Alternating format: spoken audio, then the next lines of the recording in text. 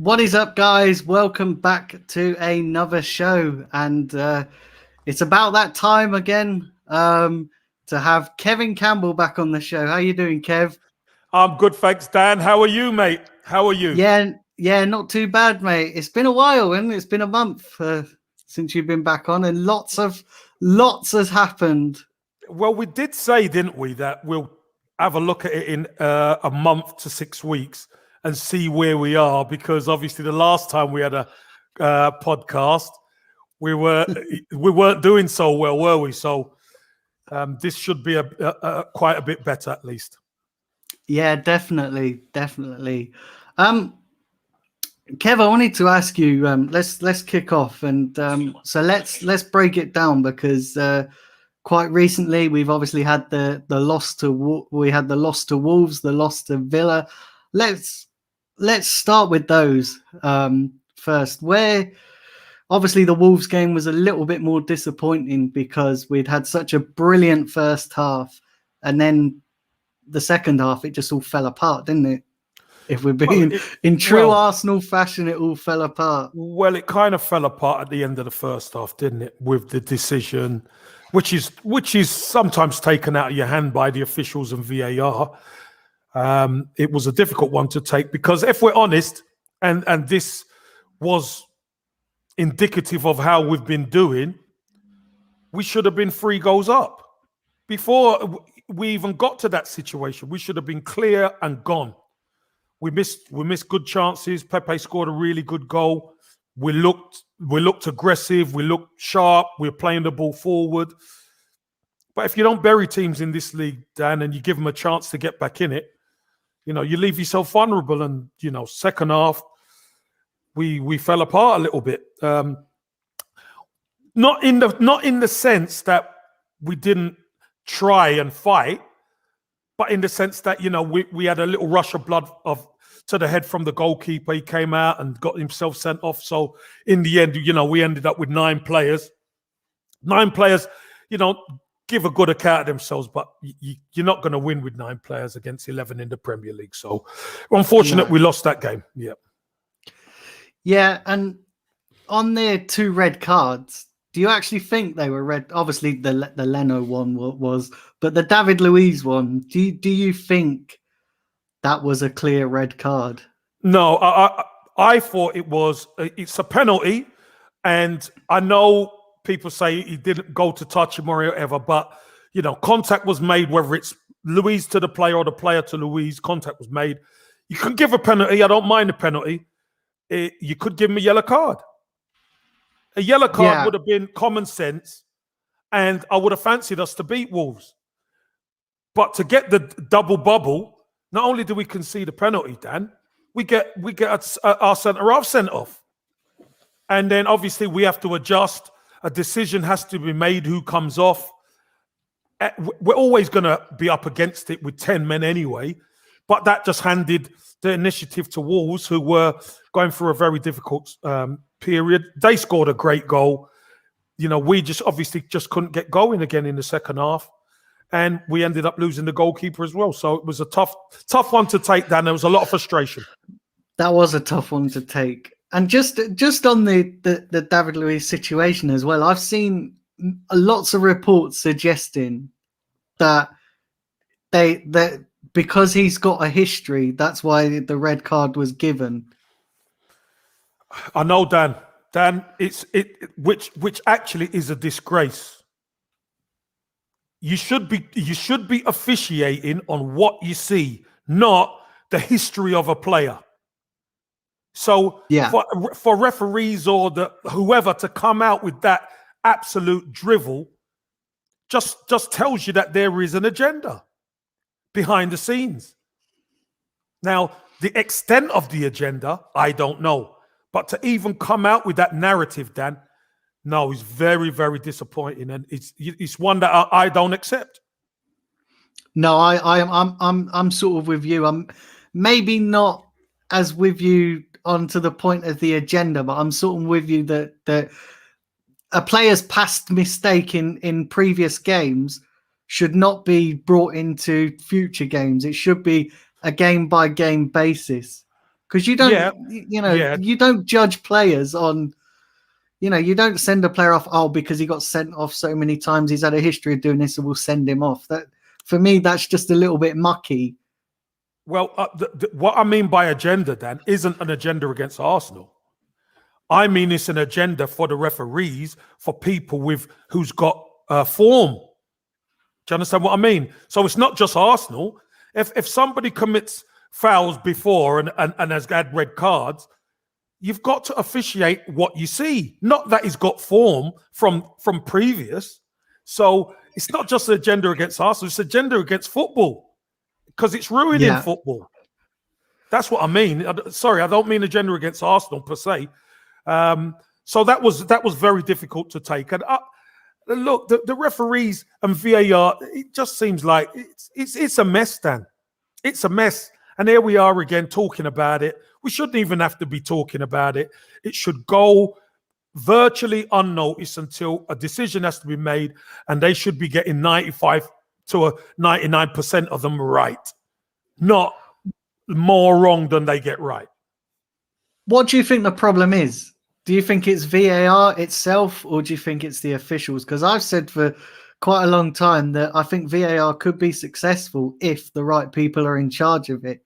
Yeah, which I actually think it's down to the officials. Yeah, it's the implementation of it, isn't it? It's who's controlling it. I mean, I don't know whether the people who control it have ever kicked a ball in their life. I don't know. And you would like to think that VAR would use some common sense at times, but it doesn't seem to be the way. Now, the fact of the matter is the referee makes the decision, VAR makes the decision, and then it goes to the administration and they overturn the decision at times. It's ridiculous. Yeah. It is ridiculous. So, Dan, I don't even want to get started on this, because you know what, we could do, honestly, we could do a whole show on VAR, and I just think they're getting it wrong. I don't even really want to speak about them anymore. You know what I mean? I've said my piece. Yeah, it's very difficult to look past it though as well, isn't it? Because it is ruining the game. Every weekend, instead of talking about, oh, that's a brilliant game of football, I find myself more often than not talking about officials that have stolen the show, so to speak. Yeah, listen, one thing you do know about these officials is that they need help, Dan. That's one thing they do.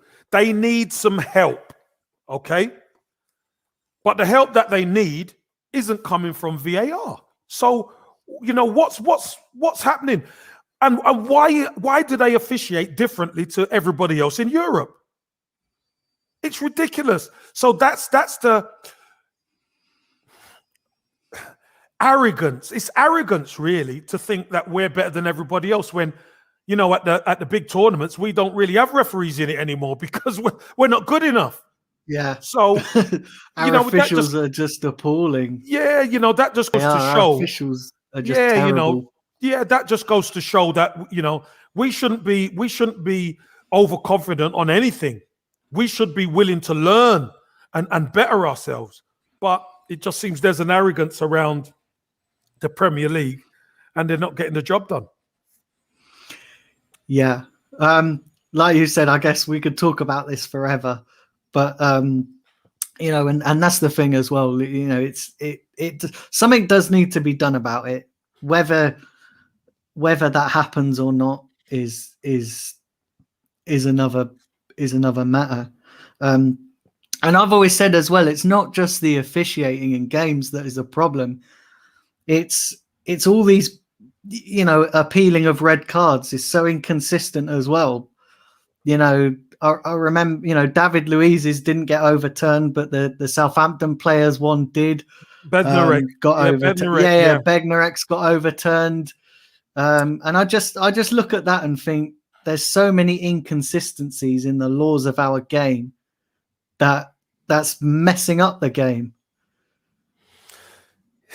Well, you could look at both of those incidents and you could say, realistically, even if you said, "Oh, right, they're penalties," they're no more than yellow cards. because they don't make contact with the player. They don't. The player goes down. It's not the defender trying to make contact with the player. The player goes down. So fair enough. Even if you give a penalty, you don't send them off for them not attempting to play the ball. Do you understand? But the law says if you're not attempting to play the ball and the player goes down, it's a red card. But you got to use common sense. If he's not even trying to make a challenge, how are you going to send him off? It's a farce, Dan. It's a farce. Yeah, it is. It is a farce. It's a farce. And you know what? We're wasting too much time on this VAR, mate. I'm telling you. It's not. It's nonsense. It's absolute nonsense. Yeah. I just want to remind everybody to smash the like button. There's currently 18 people watching. So, yeah, do smash that like button. It's really important. And do subscribe if you are new to the channel. That's also important. We're literally on the road to 2,000 subscribers. So, Kev, coming on to the Aston Villa game, because that was completely different. Throughout the game, we just didn't deserve to win that game, did we? Nope. We were. Do you know what? This was typical Arsenal for this season, to be honest with you. We started the game a little bit sloppy. We give a bad goal away. And a lot of people say, Cedric's back putt. No, it wasn't Cedric's ball wasn't right. But Aston Villa, it weren't as if to say they were clean through on goal from his pass. There was still a lot to do. He sold Gabriel short. Gabriel done his best to get back at Traore. But when I don't see Aubameyang being in a box with nobody around him, with a free shot at goal. I don't see that. I don't see Lacazette. But yet, Ollie Watkins, their marksman, is in the box alone. It's not right. And that was down to Rob Holding, backing off his man when he really should have been tighter. So we gave them a goal's head start. And the Premier League is a league. You cannot afford to give teams head starts. Credit must go to Aston Villa as well. They defended very well, Dan. But even some of the basics we weren't doing right. We're on a break. We cut through the midfield, and to get a good pass out wide, we're hitting the first defender. It was just a mess. It really was.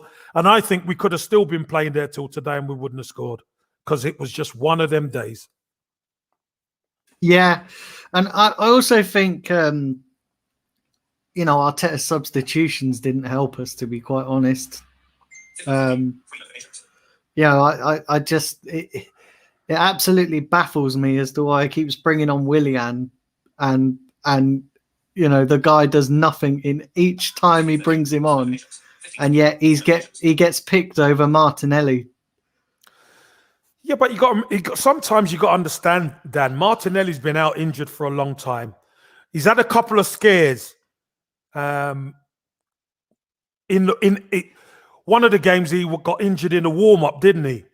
So that's gonna put Mikel Arteta on the back foot at times.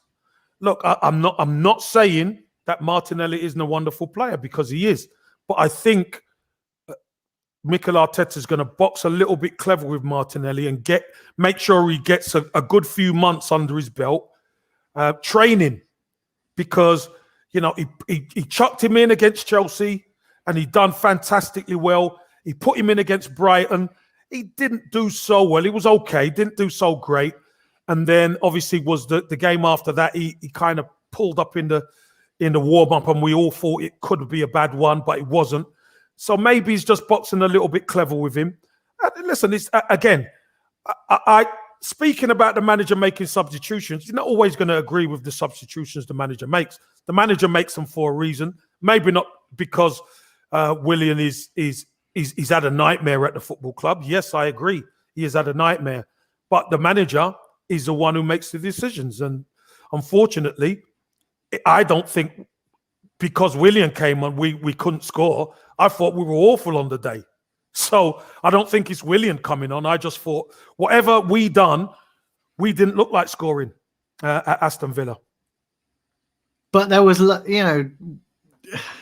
it goes back to Arteta picking players that aren't really performing well, and that, I guess Well, no one was, Dan. I'd rather. I guess No I'd one rather. was. I'd rather, if we'd had a bit more energy in the team, it might have changed things. But Oh, bringing on listen. Willian, who's not really had a fantastic season. No, he hasn't. And I agree with that, Dan. 100% I agree with that. But it isn't Willian's fault. It isn't Willian's fault we lost that game. And you don't know, I don't know, and you don't know what would have happened if Martinelli or somebody else had come. We don't know. But what I feel is we weren't good enough on the day. I just feel we weren't good enough.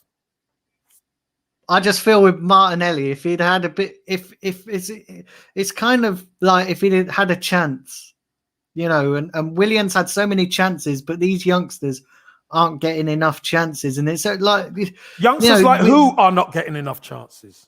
Well, look, we've seen it with Smith Rowe, right? Yeah, he's come on and done fantastically well. Smith Rowe starting. Yeah, he's starting now. But what I'm saying is that I guess the point I'm trying to make is that Arteta seems to be delaying playing guys like Martinelli when he's seen the positivity of playing guys like Smith Rowe who have come in and done fantastically well, but yet he still opts for Willian over Martinelli when, you're saying, I agree with you. We should be, we've got to be cautious, but at the same time, how are these players meant to show what they can do if they're just sitting on the bench, not even getting a chance? No, but you got to remember, you see, Dan, you're talking as a fan, okay, which is great, which is fine, not a problem. But when you're actually on the inside, the protection of these boys, if Martinelli doesn't play the next 5 games, it's not going to end his career. It's not going to end his career. He's got a long time at this football club. And maybe, just maybe, Mikel Arteta thinks he's not getting the full support of the football team to enhance what he does right. So he doesn't want to put extra burden on him because he's already got 2 youngsters. And we've seen 3 youngsters in the team blow Chelsea away with Lacazette. We've seen that. But the issue is he has to get his experienced players playing because Arsenal Football Club being carried by 3 youngsters is not going to happen, mate. I'm telling you now, it's not going to happen. And listen, I love Martinelli. I think he's a phenomenal player. But unfortunately, Dan, I'm putting my professional head on, being inside the club, and I understand Mikel Arteta is going to go for experience, whether you like it or not. Most people don't like it. Williams having a nightmare, I know. But it's not his fault. Arsenal not getting the result is not his fault. We weren't good enough on the day. It's that simple. We had enough ball. Yeah. We seem to struggle against teams like Aston Villa. I just want to grab this super chat before it disappears. It's from Bargav. Thank you for your donation, Bargav. So let me just show this up on the screen. He just says, "Big up to me and you for doing this show." So yeah, I want to thank you for your donation. So yeah, Kev, I kind of get your point. I kind of, like we were poor on the day. We didn't deserve to kind of win. Dan, you don't agree with me. I know. I understand you don't agree with me. Because you want Martinelli in this, because you want to see Martinelli. I get it. But I just find it baffling, Kev. I just find it baffling that Willian has had so many chances, but yet Martinelli's not had as many as. And it's not just. Listen, I'm only singling out Willian because he's the obvious player at the moment that keeps getting chances when he's not doing anything with them, and I just find that baffling when. You've got Arteta coming out saying things like, "Oh, well, I picked the team based on performances," and that you got Willian who just walks through games, but yet he's either the one of the first substitutions to come on, or he's in the starting lineup. Yeah, but Dan, have you ever thought of something here? Willian is asked to do a certain thing for the team, and he's doing it. Have you ever thought about that? But what? It's It's what obvious. the manager's asked him. That's my point. Because sometimes you don't understand, and to you it doesn't make. There's no logic in it. Okay, but obviously the manager sees something in the game that he wants Willian to do or to implement, or he wants to change the team around a certain way. That's up to the manager. Because listen, at the end of the day, Dan, on his head be it. But you keep saying about you don't get it, you don't understand why. But maybe you will never understand why the manager does it, because that's up to the manager.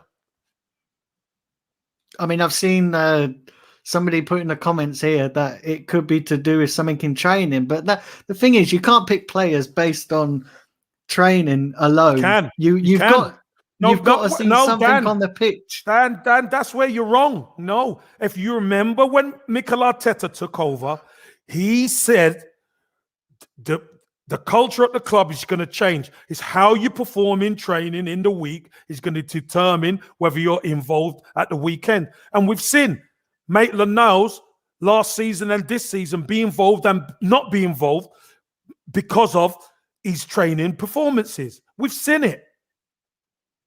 So he's only being true to what he's saying. But you can't pick players based on training alone. You've got to see something in on game day as well. You know, you can't. But I've just said that, Dan. I've just said maybe Willian is doing what the manager has asked. You don't know. You understand? No, but you don't know. That's why he keeps you're getting frustrated because he keeps getting picked. A lot of Arsenal fans are getting frustrated because he keeps getting picked. But maybe the manager's asking him to do something specific for the team. That's why he keeps getting picked, because he's doing it. We might not see it. You might not see it, but Arteta sees it. Yeah, I just look, I know it's a weird one, but that's it's hard. Kev, I could buy Willian being picked if he was doing stuff in games, if he was adding something to the team in the match, you know, in the games. But that's the thing, he doesn't do anything. And it's you know, and you look at guys like Pepe, who is, you know, really coming into his own, and then you look at Martinelli, you look at those guys who are waiting in the wings, who could have that opportunity to shine. But Willian is just, he doesn't add nothing. If we're being honest, he doesn't add nothing. I've already said, and I don't disagree with you. He's had a nightmare. But what I'm saying as a player, Kev, if you know you're having a nightmare of a season. Dan, I've told you he's had a nightmare, but the manager picks him for a specific reason. That's all. You might not like it, but the manager picks him. That's it. There's nothing more to say, because we're going to go round and round in circles on this one. We are. He keeps getting picked by the manager because obviously the manager is picking him for a reason. Yeah.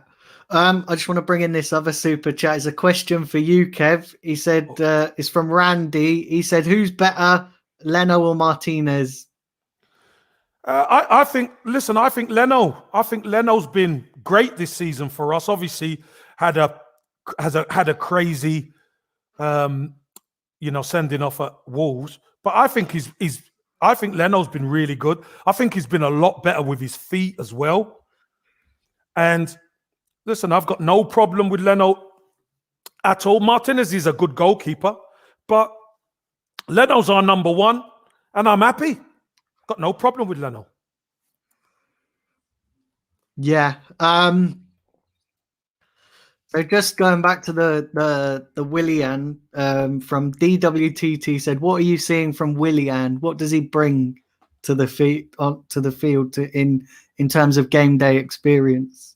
Dan, I've already answered this. Willian has had a nightmare, but it's not about what I think; it's what the manager thinks, and the manager is picking him for a reason. I don't know what the reason is, but he's picking him. So, am I gonna go crazy because he's picking Willian? No, I'm not. I'm not gonna go crazy about it. I guess I just want to see, because we've seen it so many times with players. I want to see players be taken out of their comfort zone, and I just feel with Willian, he's not being taken out of his comfort zone. We've had it for far too long at this club, Kev, where players get in no matter what their performance is, and I guess I want to see players earn the right to be in the team. Well, let's put it this way, Dan. When we played Chelsea at home, Martinelli came from nowhere to start, didn't he? Yeah. Then he played against Brighton. And then I think after that, it was a home game against, not really sure, Palace or someone at home. And he got injured in the warm-up. Sorry, it was West Brom after that, and then he didn't start that game, or whatever. So again, Dan, we've got, look, just for the sake of rushing him in there, we have to be a bit more clever with these young players, because him getting another injury, then the fan base are going to turn around and say, why didn't we protect them, wrap them in cotton wool, look after them? And the manager is... I asked him a question when I was on BT Sport at that Brighton game. I asked him about the young players, and he says he's going to protect the young players because he has to. The burden on them is more than the experienced players. But the young players are the ones performing better. No, exactly. That's what I'm saying. I've said it before, and I'll say it again. Arsenal being carried by 3 youngsters is not good for the football club. It's not going to happen. They've been carrying us all season, Dan. This is the problem. Yeah. We can't rely on these youngsters to carry the team. Although they have been, we can't rely on them. And that's why, and I'm sure we're going to move on to it, it's great to see Aubameyang come in with some goals. It's great to see even Granit Xhaka, I'm not his biggest fan, even he's stepping up to the plate. We've seen Partey play well when he's been in there, and we're seeing Gabriel starting to come in as well. So we are starting to get a grip of some of these experienced players' form now. Yeah, absolutely. And you know what? You read my mind, because Aubameyang was going to be the next topic we come on to. Do you know what? So that's it. It's great minds think alike there. Yes, very true. Very true.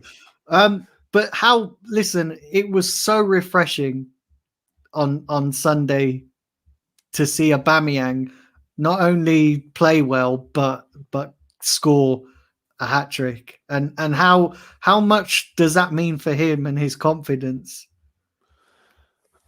Any goal scorer, I think in these last 2 home games, he scored 5 goals, which is absolutely fantastic. We know he's gone through a barren spell. We know he's gone through a difficult time with his mother, etc., being ill, and we all wished him well.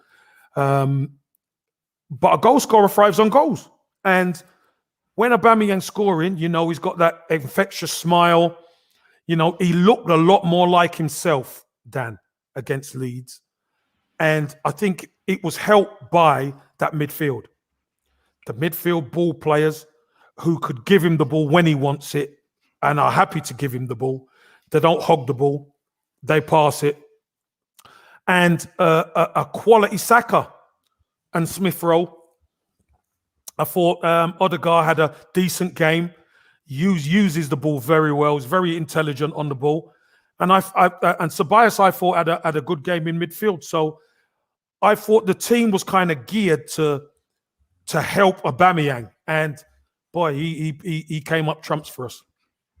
Yeah, he really did, and like he's obviously had some issues off the field as well. Some personal issues, and this is why when a lot of people were writing Aubameyang off and saying, "Oh, we should sell him in the summer." I was one of these people that always thought Aubameyang would come back into form just for the type of player that he is, and I think the problem is that there's some of our fans are too reactionary in terms of when a player dips in form and stuff, as to go as far as to sell him, and listen, it's Aubameyang is the type of striker that you play to his strengths, and I felt on Sunday we did play to his strengths.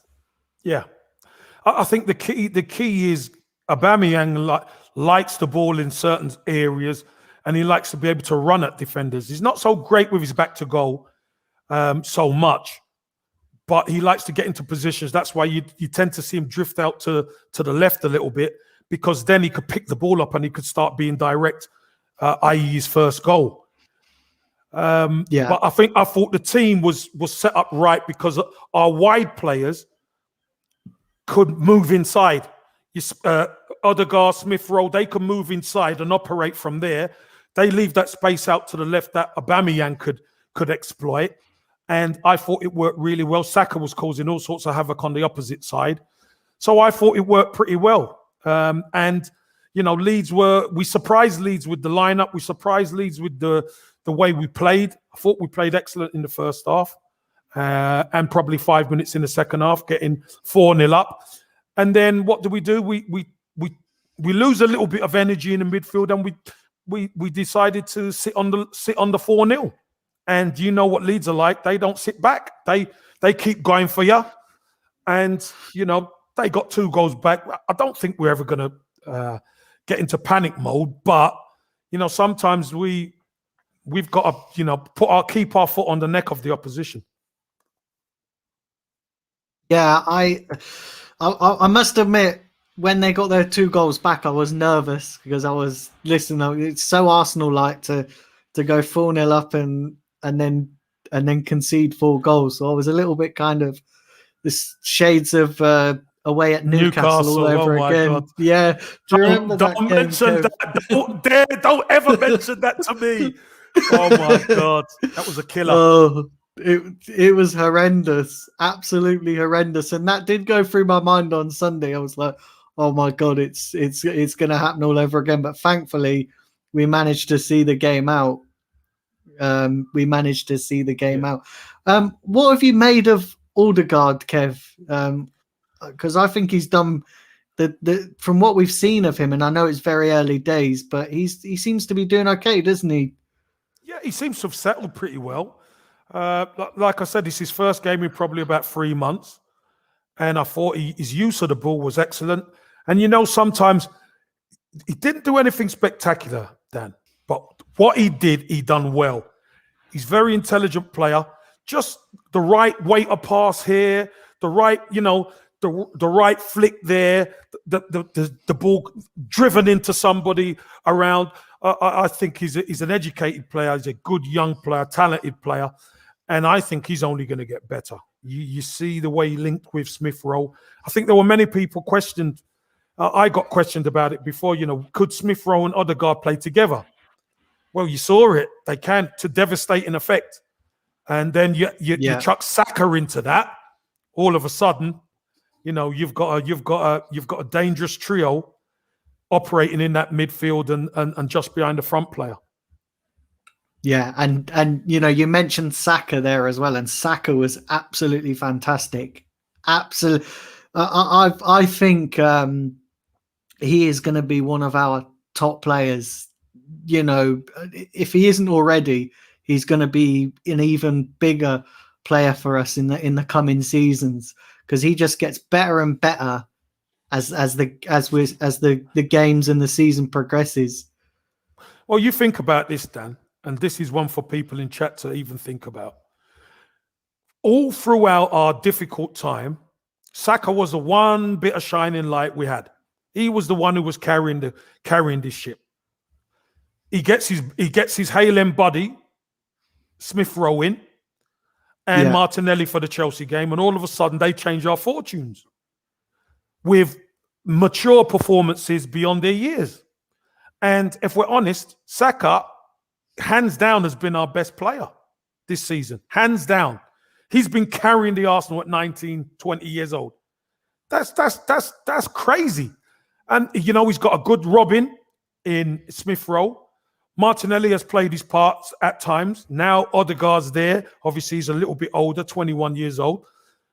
But it looks to me like, you know, youth are the, obviously, we know youth for the future, but they're putting a lot of these experienced players to shame, Dan. Now, some of these experienced players have to turn up. And now it's great to see Aubameyang, as I said, scoring goals again. But, you know, we need more of them to turn up, because could you imagine what it will be like if our experienced players are playing well and the youngsters are playing well? Now we've got something that could propel us forward. Yeah, definitely. And I see signs of improvement. You know, listen, we obviously our form has you know, drastically improved in the league. And I guess moving forward now, Arteta's got a very big decision to make in terms of what does he prioritize? Does he prioritize the league or the Europa? He hasn't got a big decision, Dan. He hasn't. He hasn't got a big decision. Every game is important for us. League is important because we've seen what's happening in the league, Dan. Everyone could beat everyone up to a certain point, and there's going to be, listen, there's a lot of points to be played for. So obviously you want to finish as high as you can in the league, and obviously there's a Europa League campaign which is the next round. Obviously, the first legs tomorrow is going to be a tough game against Benfica. So I don't think we could afford to prioritize anything. We've got to go into each game trying to win and trying to build some momentum, because, you know, if we start wallowing in the league, the fan base ain't going to be happy. Of course the fan base ain't, because that's our bread and butter. And we definitely need to do well in the Europa League, because that might be an opportunity to qualify for the Champions League. So I don't think it's a big decision at all, Dan. I just think it's a decision that he's got to pick the best teams that he thinks can win those games. That's it. Where do you realistically think we can get? What's our best route of getting into the Champions League? Europa League. Because I'm with you. I think the Europa League. I mean, there's still some people that think we could make the top four. Listen, mathematically we can, but I don't think that the teams above us, a lot of the teams above us, are stronger. So what are we off it now? I think we're 8 points. 8 points, 6 points. Yeah, but the point I'm making, Dan, is a lot of the teams who are up there have stronger squads than us. Yeah, you know, so if we're to get in, we have to go on a run and a half, which obviously can happen, but realistically, you know, I just can't see it at the moment. But listen, I would be delighted if we could go on a run, you know, 10 wins in a row or something. That'd be brilliant. Yeah, that would be fantastic. If we can go on a run like that, go on one of our famous Arsenal runs about this time of the season, it would do us nicely. But I'm with you, Kev. I actually think the Europa League, not only for the Champions League carrot, but for another chance of getting a trophy. And I actually think I was thinking about this the other day, and somebody said it on stream, and I can't remember who it was. Imagine if we win the Europa League, what will it do to these young players, the up and coming players like Saka, Smith Rowe, Martinelli? You know, those guys, it would really, for an experience, I think that'll do them the power of good. Well, I think these boys have been around a successful campaign in the FA Cup under Arteta. And you know, when you taste a bit of success, it's infectious, Dan. It really is. So these boys know that there's an opportunity. There are still some big clubs in that the Europa League, and Benfica's going to be no easy task. But it's one we can win. But once you've tasted a bit of success, you want more. Now, these young players are obviously they're playing well, they're developing. They need to be in and around a successful football team. And I believe we need our experienced players to step up in order to have a chance. If our experienced players don't step up, then we can't expect our young players to propel us to a Europa League, because you need a bit more than just, young talent to qualify. So, or to win it. So it's all about the experienced players now. The experienced players have to pick up their form and complement these youngsters in the best way possible. And you know what? If we could keep that defense going and keep the clean sheets or keep performing defensively, then we'll have a chance. Yeah. I honestly, I think we could get a result against Benfica. The only thing that worries me is they're defensively very good, aren't they, Benfica? They are very good defensively, and we struggle to break those kind of teams down. Yeah, listen, they are good defensively, but they're beatable. Dan, they are beatable. Trust me, they are beatable. So again, nothing's ever going to be easy. You're going to meet all sorts of different teams on your way if you're looking to win it. And this is where the scheme of how you attack them may change from game to game, because you've got to sometimes come up with a game plan how to exploit them. And I'm sure that's what Arteta's doing. Yeah. Remember, guys, do smash the like button as well. Do hit the subscribe button if you are new to the channel as well. Kev, so a couple of bits of news that has been reported is surrounding David Luiz and Ceballos. Arsenal are looking at giving them new contracts. Is that something you'd be open to? And is that something that you've heard about? Yeah, I've heard the news. Let's take the David Luiz one first. I keep hearing from Arsenal fans about we need leaders, and then next minute David Luiz, people are talking about him getting a new contract, and the fans are saying no. Well, what do they want? Do they want leadership, or what do they want? I think David Luiz is the biggest, strongest leader in that dressing room, and for him to get a new 1-year contract doesn't mean he's going to be starting. I think the key is the work he does behind the scenes. Mikel Arteta respects that.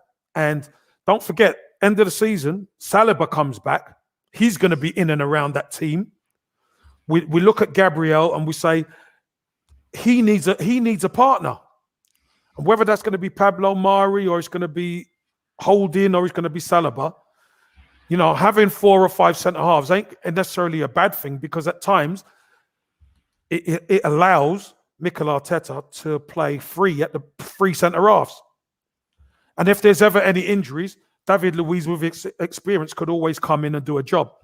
But I think for the culture, we need experience. We do need experience. And I think it's a good bit of business if Arsenal secure him. Many might not agree, but I just think leadership is so hard to come by these days. And he's already in our building. So, why not let him continue the good work that he's already doing? The only thing that I worry about with re-signing David Luiz is that when he was brought in, I thought as well that he would be, just like a stopgap until we can get somebody, not necessarily with more potential, because David Luiz has got a lot of experience, but somebody who is younger, who's got more in the tank in terms of career-wise. David Luiz is not really got a lot long left, and And the other thing I have in the back of my mind with this is, what does that mean for Saliba? I think I've just answered that, Dan. Look, Saliba, Mikel Arteta thought he wasn't quite up to speed, which is the manager's prerogative. Sent him on loan. He's on loan. He's doing pretty well. He's playing, etc. So when he comes back, he's going to be. We know Saliba is the future. Mikel Arteta knows that. David Luiz is not the future. David Luiz is there to help young players develop both on the pitch and off the pitch. And he's acting as a stopgap if needed. A bit like Mertesacker. Do you remember Mertesacker played one game once that season where he came in against Chelsea in the FA Cup final? That's the type of leadership. That's the type of leadership that some of these youngsters are going to need, that David Luiz brings to the table. So I don't see it being a problem. The future isn't David Luiz, I know that. I think the future is Saliba and the other younger players. But I still believe David Luiz has a part to play in their development.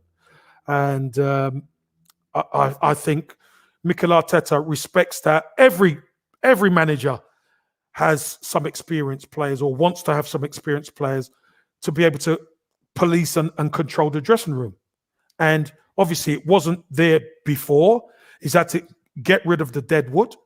And now, he's got it out, and now he's trying to build a culture. So I think David Luiz will just be there to help and develop and play when he can. And as for Ceballos, I think the jury's out on Ceballos. Look, I just think Ceballos sometimes, on Sunday, I thought he played really well. And there's other times where, he doesn't have a great game, etc. So I think Ceballos is going to be a squad player, Dan. If they are going to sign him, I think he's going to be nothing but a squad player. I truly believe, he'd be a squad player. And you know what? At 20 million, that's not big money for a squad player. It's not. But I do believe Mikel Arteta needs a partner, an athletic partner in that midfield for Thomas Partey. And I know Xhaka's been doing well, but Xhaka, we could see in the second half against Leeds, isn't athletic enough. Could that be? Do you think we'll go out and buy somebody, or do you think could be up to maybe either Guendouzi or Torreira? No, none of them.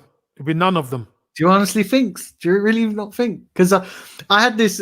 I asked Fabrizio Romano this question the other week, and he was suggesting that Arsenal are very still open with Torreira, and Arteta's very much not saying no to Torreira. It's just whether Torreira would be willing to come back to England. We know he's not had a great time, but I think the idea of him and Partey has been considered by Arteta.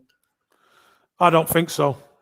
Me personally, I think we need an athletic, powerful player beside Thomas Partey. Pretty similar in stature, who could get around the pitch, break play up, and could use the ball pretty well. I think that's what we need. And Xhaka and the likes of Ceballos can come in. Obviously, then you got probably 4 players there who you can rotate. Obviously, if El Neni stays, then you got 5 midfielders for 2 spots, kind of thing. And that automatically makes your squad so much stronger. Yeah. What's your thoughts on Ceballos? So Ceballos for me, I'm not sure with Ceballos. I just, maybe as a squad player, I think he'd be a really good squad player. But in terms of a certain starter, I just don't think he's good enough. But as a squad player, he might be able to come on and do a job. I'm not sure I pay the reported fee that's being reported 25 million. I think that 25 million could be spent on another position. like a backup left back. Maybe even we definitely need a new right back. So yeah, I'm just not sure with Ceballos.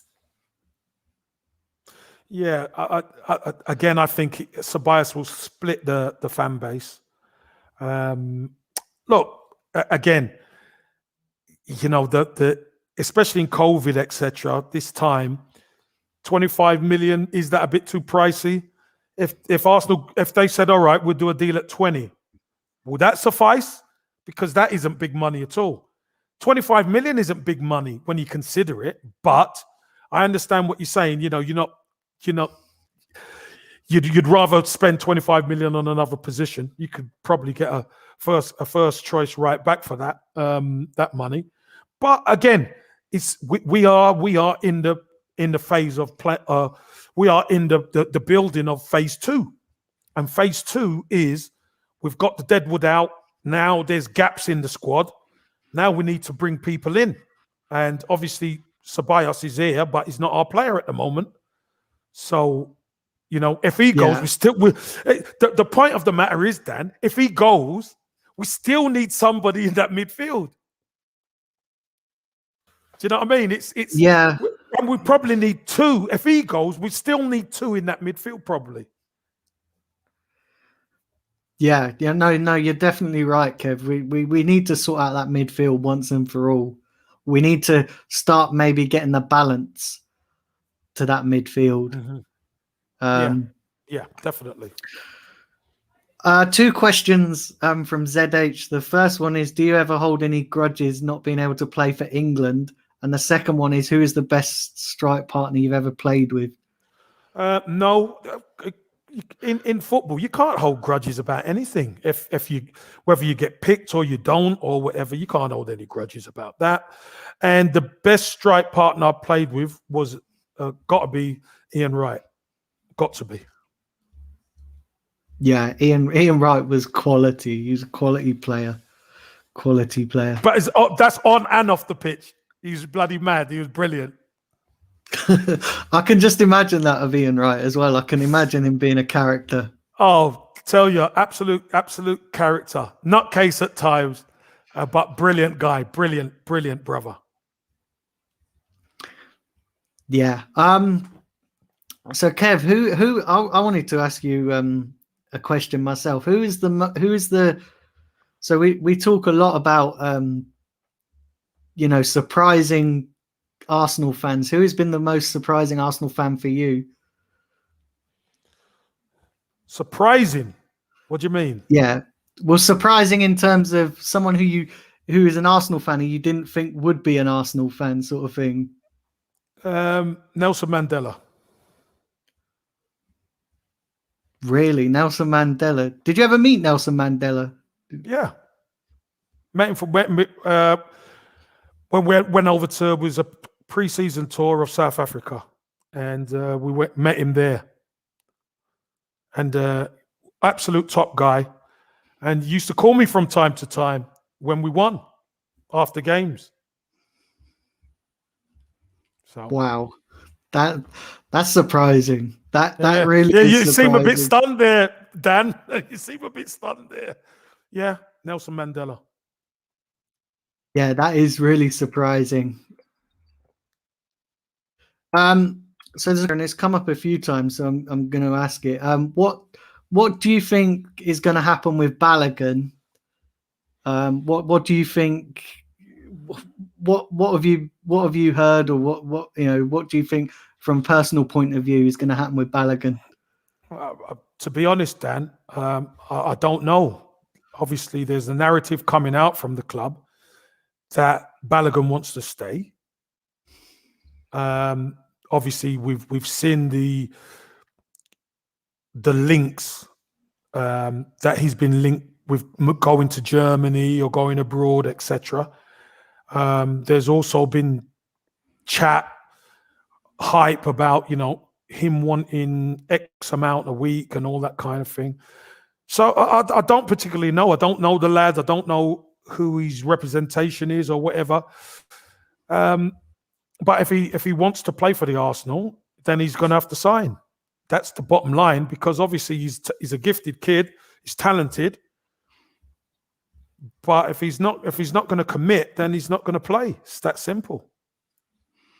Yeah, I guess I look at the Balogun situation, and I thinking it's a catch-22 because he wants to play, but Arteta and Arsenal don't want to play him until he commits. And I guess it's who's going to compromise on that stance first if he's going to stay. Dan, well, it's not really a catch-22 then, is it? Because if you're at the football club, you signed at the football club, you know, if you're going to commit, you would say, look, to the agent, get in there and get it sorted out. Just get it sorted out. But that ain't happening. So that makes me think he's off at times. But Mikel Arteta seems pretty adamant that he wants to stay. But listen, it's all a game sometimes. It's all a game of smoke and mirrors. Me personally, I just don't know, and I'm not sure. My gut feeling tells me Balogun's gone.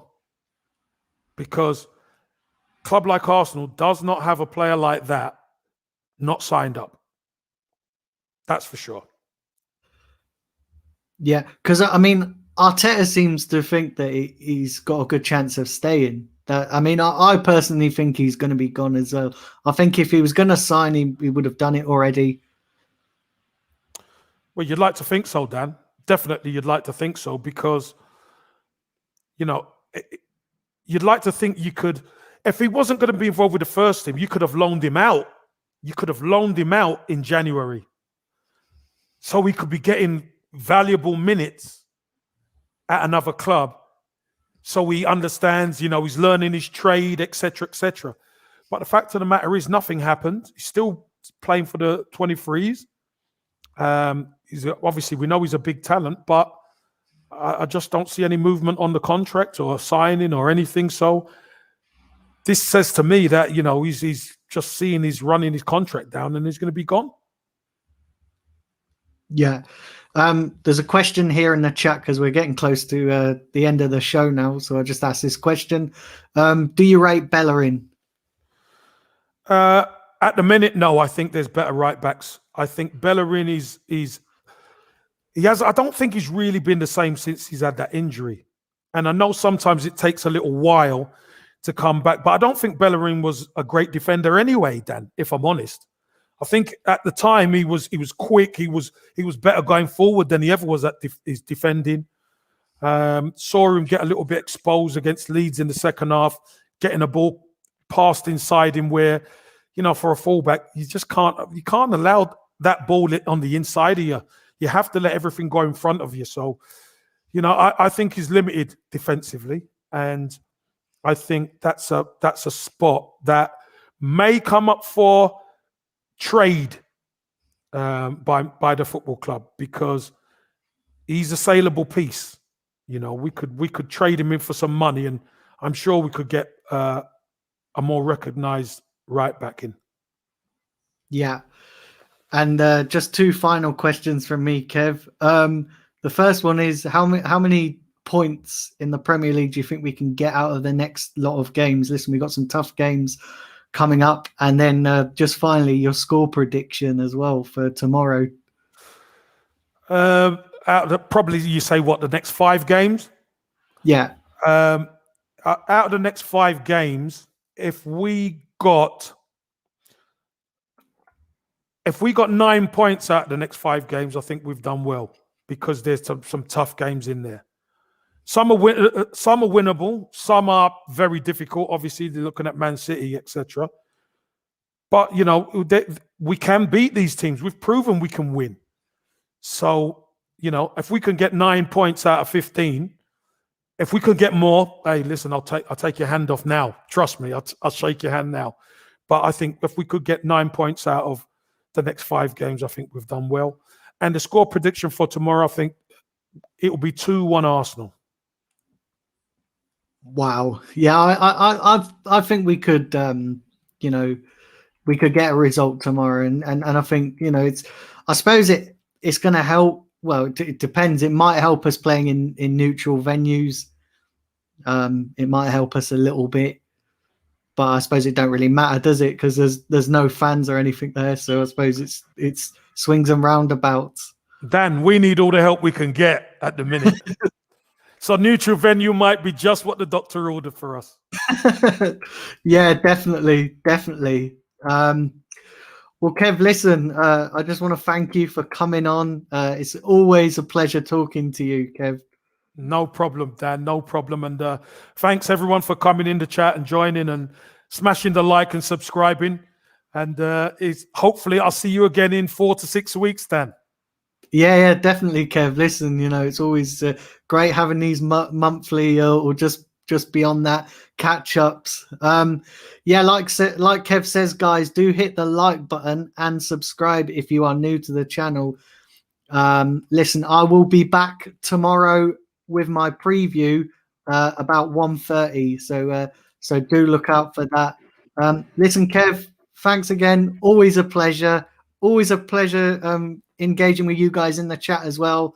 Until next time, take care, guys.